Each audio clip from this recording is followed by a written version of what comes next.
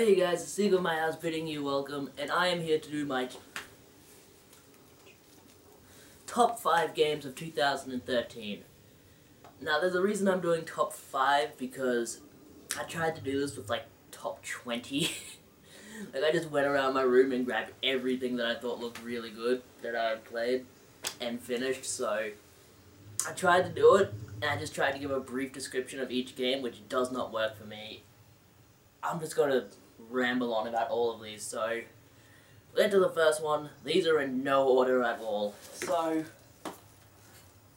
the first one we have here is a PlayStation 2 game, which I bought at some point during last year. You can go back in my videos and find it, I'm sure. I'm not going to be able to remember, but it is a Konami title, Shadow of Memories. This is a game where you die at the beginning of the game, your character named Ike, and I know, that's pretty unique, right? But you die at the beginning of the game, and you are visited by the god Loki, who gives you a chance to return to the world of the living if you'll do him a favor. His favor is to find someone and kill them in some point during history. That's all he gives you to go off of. And so you have to explore this town that you're in. It's an old English town, and you talk to everyone, and they'll give you little missions to do. Eventually, around an hour in, you go back in time for the first time and go back to the 1500s, where, once again, you go around doing missions for everyone. Eventually it gets to the point where missions you're doing to people will intersect with other missions from in the future or in the past. So a little girl asks you to find a cat for her because she wants a companion. But at this point in the game, it gives you no option to do so. But later on in the game, there'll be a person that is giving away cats because their cat has had an entire litter of cats. And so then you can go back into the past and give the cat to her, therefore contributing to a 100% completion. Unfortunately, you can't get the best ending until you 100% the game, but this is a very good game nonetheless. I came across it in a cash converters one day for $3, didn't think much of it, but I picked it up anyway because I thought it looked kind of interesting. I sat down to play it for a half hour, and 6 hours later I had gotten the worst ending in the game. Since then, I have gone back and gotten the very best ending, with a guide by my side. It's very cool. There's a lot of puzzles, a lot of side missions. Fans of newer kind of adventure games, I'd check this out. There's no combat to speak of. I've heard some people call it a horror title. It's not a horror title. It's a straight-up adventure title, but there are a lot of ways to die in the game, but it's such a good game. I found myself continuously restarting my loads, because you can quick save at any time, so that I could save a character who later on in the game dies by testing something out and seeing if it would work.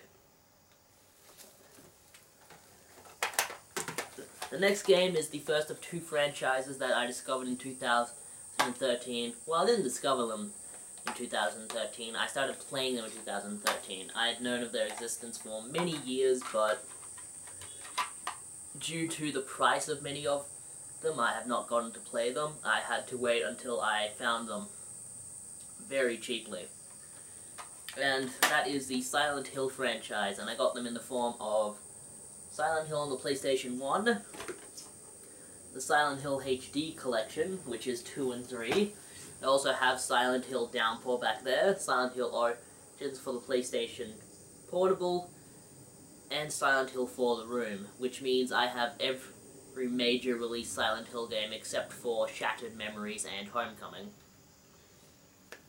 The one I'm going to be focusing on is Silent Hill 2, where you control the character James Sunderland, who gets a message from his long-departed wife that she wants to meet him in Silent Hill at the place that they used to go to when they were newly married.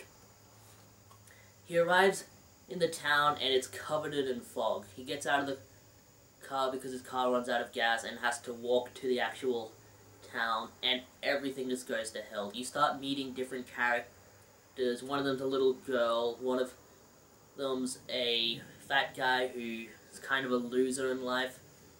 Another one is a woman who looks exactly like your departed wife. And what drew me into this game is because the ending you get depends on how you play the game and nothing else. You don't have to go around completing all these little side missions, though there are a few to speak of, not too many. What I mean by the gameplay is that when you are with the character that looks like your wife, she'll follow you around, and if you choose to continuously run while you're with her instead of staying and engaging enemies, the ending you'll get would be different to if you decided to stop and engage every single enemy. And the game does not favour combat. It controls rather poorly, actually, like many of the Silent Hill games. James Sunderland runs into walls a lot, but the atmosphere, the intensity of some of the situations, it's a great horror game. My favourite horror game ever. That being said, I'll just give you an example of my favourite part of the game. There's a part where you're with the person who looks like your wife. I don't remember all of their names. I think her name might be Eva or something. Favorite horror game ever, and I don't even remember most of the characters, but you're with her, and the character Pyramid Head is following you down this narrow pathway, and he's not doing anything. I stopped to check if he would do anything, because I noticed he wasn't. Like, when I first saw him, my first thought was just to run away, so that my character and the character with me wouldn't get killed. And I noticed he was chasing after me, but he was right behind me. Usually if a monster gets close enough to you, they'll automatically attack. He wasn't attacking, so as I continued to run, I noticed this and I decided to stop. He stopped with us, and there was nothing. He didn't attack or anything, so I continued onwards, and it was an intense moment because you didn't know when the character of Pyramid Head was going to do anything. And when he does do something, it's good. And so, the next game in this is actually a collection of 3 games made by the same indie developer, and that team is That Game Company. No joke, they're called That Game Company. It is Journey, Flower, and Flow. Though I don't like Flow all that much, in 2010 I did love Flower. 2010, 2011 I think it was, I don't remember which one. But Flower was a fantastic game where you control a flower going through a kind of a dead field of foliage and scenery, and as you go through the field, the scenery starts to come back to life, much like at the ending of Fantasia 2000, and Journey made it even better. It's not anything like Flower, but it has the same feel where it's very atmospheric. The music is a very big part of the experience. You control a character simply called, I believe the character is just called the Wanderer, and you go through different sections of this vast world. One's a cave, one's a desert. There's a level where you're surfing through sand, down sand dunes and stuff, into an ancient tomb. There's a part where you're climbing up a snow-cladded mountain. It's a lot of fun.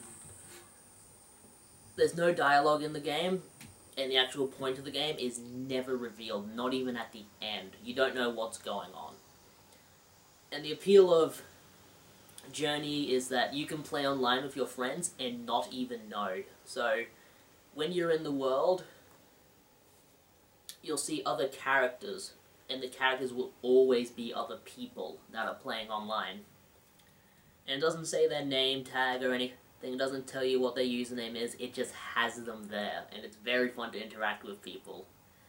Unfortunately, there's not too many people playing it nowadays. The last time I played it, there was maybe 3 or 4 people that I saw total. But it's very good. I recommend it. It's very cheap now that it's on that collection. I got mine brand new for $25 a few months ago. You can probably find it pre-owned for a bit less. This is my second favorite game, and it's actually a franchise. Unfortunately, my other two games are digital download only, and it is the Fear franchise. I first discovered this when I found a big box PC copy for $2 at my local cash converters, and the same week I saw that Fear 2 and Fear 3 were on sale. So I bought them as well as digital downloads because they were literally like 50 cents each, that cheap. I decided I'll play through the entire franchise, see how I like it. If I don't enjoy it, I've only lost like $3. And I loved it. The first game isn't much to talk about. You play as a character called the Point Man. And back in the day, this looked graphically amazing. Nowadays, not too much. You play as a character called the Point Man in number 2, in number 1, and number 3. In number 2, you play as another character who then goes on to, I won't spoil it, but something happens to him in number 3. But you don't play as him in number 3, you play as Point Man. In number 1, you play as Point Man, and it's a first-person shooter horror game hybrid. This one isn't that good because the shooter sections are really fun, but the horror segments are badly done. In the horror segments, nothing can hurt you, so there aren't any enemies to encounter, it's just pop-up scares, so they're the safe moments in the game, and that's not how a horror game should be run, I don't think. In number 2, it ups the ante with horror segments having monsters in them, so that the monsters are actually a very real threat. They can easily overwhelm you with their numbers, making it a much better experience overall, and the same for number 3. I can't give away too much in that without spoiling it, and it's a very strange story. You control Point Man, who is the son of a character called Ulma, who has been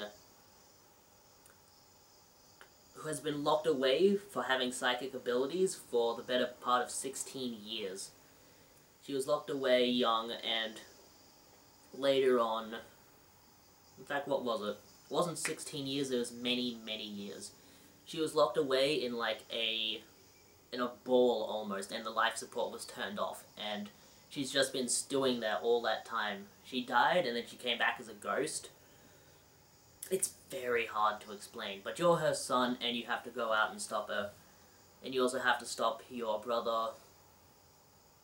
You really have to play the games yourself. I can't explain it at all, but it's a lot of fun.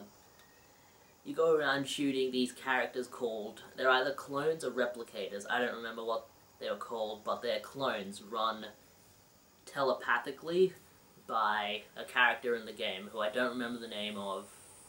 I do. No, I do not remember the character of the name. Something Bennett. But it's a very good game, one of my favorites of the year. Sorry if I'm kind of going off on this. I love the games, but I don't remember characters for some reason. I only remember specific moments. Like when I was in an elevator in the first Fear game, and it was just going up, and suddenly Alma appeared in the corner. That kind of stuff.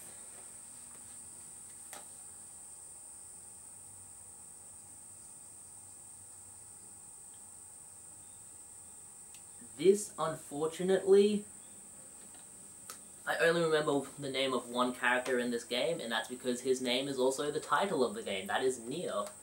Nier is a game where it's set in a post-apocalyptic world, but it's not your average post-apocalyptic world. Nature has kind of taken over again, and humanity is kind of striving. It's going back to the times of infancy of mankind, where people just have huts and stuff. So you play the character Nier, who after a while loses his daughter, and he has to go out and save her. He meets a lot of characters along the way, and the story is fantastic in this. It doesn't start off very fun, but later on it gets really good, because the characters weren't good at the start, but later on they get good too. But the gameplay is what will really sell you on this. It starts off as a hack and slash, but then introduces elements of spaceship shooter when you get some of your abilities. And so now, instead of having to go up to an enemy and hack and slash at them with your sword, you can stand back and shoot them with magic. It's very good. The bosses are really big and challenging, and the reveal of everything is just fantastic. Some characters reveal that they're evil, some reveal that they're good. I'd check this out.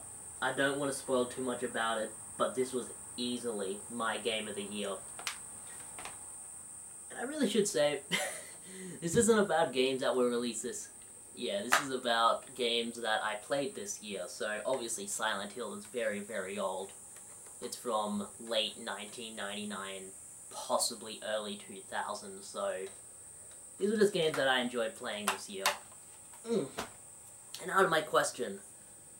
What was your favorite game this year? You can leave them in the comments, you can leave them as like a video.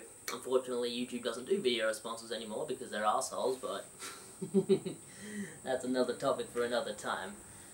Well, I'm gonna go edit this video. This is Segaofmyhouse bidding you welcome. Welcome, bidding you farewell. Stay away from my thrift stores. Yeah.